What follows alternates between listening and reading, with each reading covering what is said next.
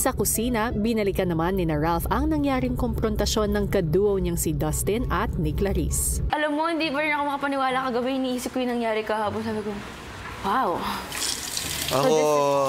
So this is PBB, huh?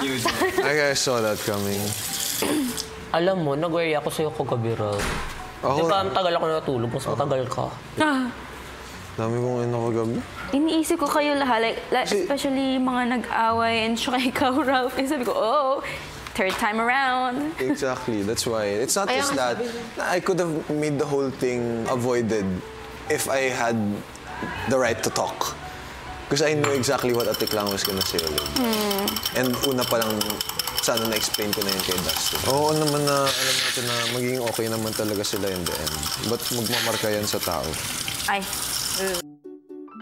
Si Clarice tila medyo magaan na ang mood habang nagkakwento sa mga housemates tungkol sa tensyonadong nangyari noong nagdaang gabi.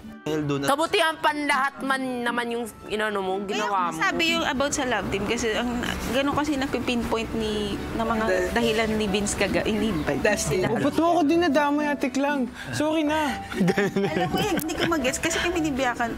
Okay kayo, di ba? Hindi ko mag-guess na nanggagaling, hindi pa siya kakain. Hindi siya kakain kasi alam niya ako nagluto. Tapos kaya rin ako naggali simula nung nag-uusap kami. Siyempre nga, rumble-rumble, kailangan ganun-ganun, di ba? Tapos hindi pa ako tapos. Tapos pero nakikredyan na ako.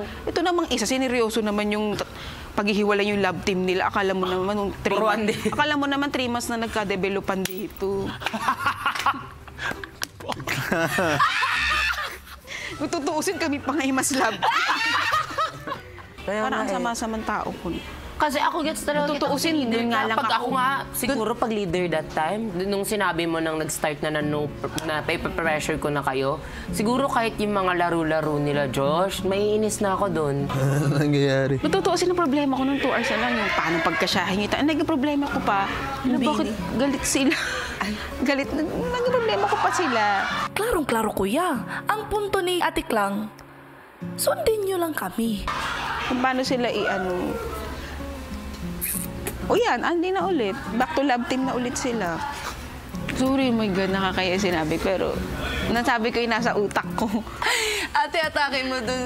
Talaga, hero ka dun. I like you for being sorry.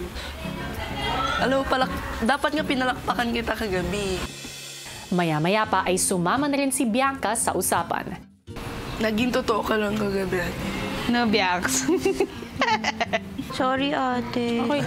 Kaya ako, also, that's why I kept trying. Not because parang I was taking it against you. Pero kasi syempre, sobrang na-guilty din talaga ako. And like, I felt bad. Tsaka sabi ko sa'yo, ayoko na-disappoint kita. Kaya kinausap kita. Sabi ko, ba't ka umiyak? Huwag ka na umiyak. More like na-disappoint ako sa sarili ko. Kasi syempre, damay kayo sa actions ko. So I felt so bad talaga since sobra. Pero Ate Klang, okay naman kayo ni Dustin.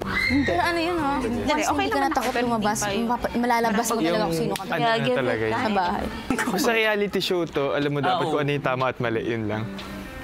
Ganyan lang kasimple. Yeah, reality show talaga. Reality show. Uy, ang galing talaga ng PBB. Gusto kong magsalita ng masasamang words.